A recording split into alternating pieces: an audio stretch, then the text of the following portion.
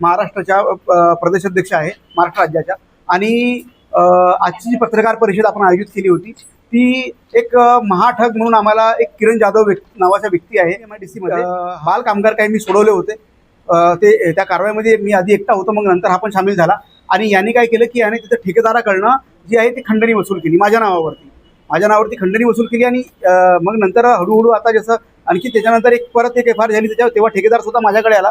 जेव्हा second FIR केली आम्ही 2025ची आधीची आणि 2026ची नंतरची, तेव्हा तो माझ्याकडे आले आणि त्याने ठेकेदाराने मला सरळ सांगितलं की साहब मैंने आपके नाम से 3 से 4 लाख रुपये दिए अपनी बीवी का मंगलसूत्र बेचकर.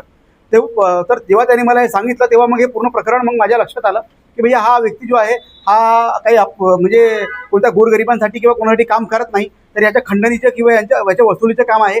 आणि मग याची मी तफ्तीश केली तर विविध हे मिळाले असे कारनामे आहेत की कुठे याने हॉटेलचे बिल किंवा कुठे कुणाला लोन देतो म्हणून किंवा कुठे असं सर्व काही केलं. आणि हा जो आहे हा शिवसेना आणि आपली भाजप ह्या दोन्ही पार्ट्यांच्या वाहतूक सेनेच्या स्वतःला अध्यक्ष पण सांगतो. आणि माझ्या पार्टीच्या यांनी पद घेतलं.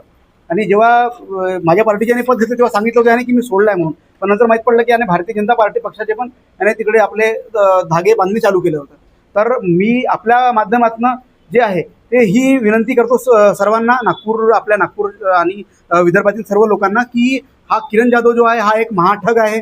कोणी याला बळी पडू नये. राष्ट्रीय गुणवत्ता पार्टीच्या नावावर ज्याला एखाद्या आदिवासीकडे जात असेल हा आणि त्यांच्याकडे भावनात्मक अपील करत असेल, काही पैसे घेत असेल, काही काम करून देतो म्हणत असेल, तर याला बळी पडू नये कोणीही. आणि जर हा कोणत्याही अशा पद्धतीची काही कारवाई म्हणत असेल तर तिथल्या पोलीस स्टेशनमध्ये संपर्क करा आणि याच्यावर तिथे गुन्हा नोंदवा. किंवा जे लोक असे असतील त्यांनी आम्हाला येऊन भेटावे.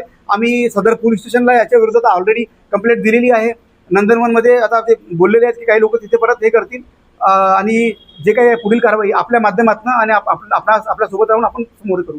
25/4/2026 रोजी त्याच कंपनीमध्ये 9 बालकामगार मिळाले. तेव्हा त्याने नेक्स्ट डेट म्हणजे 28 तारखेला 29 तारखेला आणि 4 तारखेला परत ह्या महिन्यामध्ये पैसे मागून घेतले त्याच्याकडे. जुगल किशोरनी कंप्लेंट नाही केली. जुगल किशोरनी फक्त मला माहिती दिली आहे. जुगल किशोरला मी म्हटलं की कंपनीकडनं हे कर आणि त्याला कंप्लेंट कर. जुगल किशोरनी त्याला आता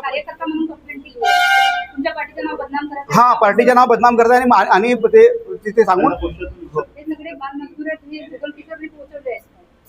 हे तिथे वेगळे ठेकेदार काम करून राहिले. तिथे आता झालेली आहे. आता तिथे 4 लोकांवर FIR झाली. याच्या आधी तिथे 4-5 लोकांवर झाली तिथे FIR. त्याच्यामध्ये जुगल आहे. त्याच्यामध्ये जुगल हा कंटिन्यू आहे. दोन्ही पाऊल हे आहे मॅडम की जास्तीत जास्त ट्राईब्स आहेत याच्यामध्ये.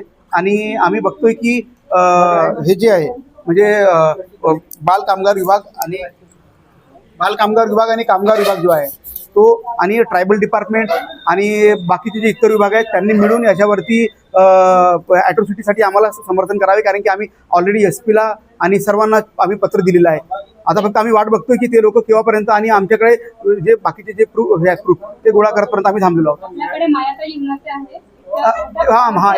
एक सांगणं विसरलो की मायाताई इनवाते यांना आम्ही ह्या कार्याबद्दल सांगितलं होतं. त्यांनी त्या दिवशी प्रशांत गोयर PI ला फोन करून तिथे पाठवलं होतं.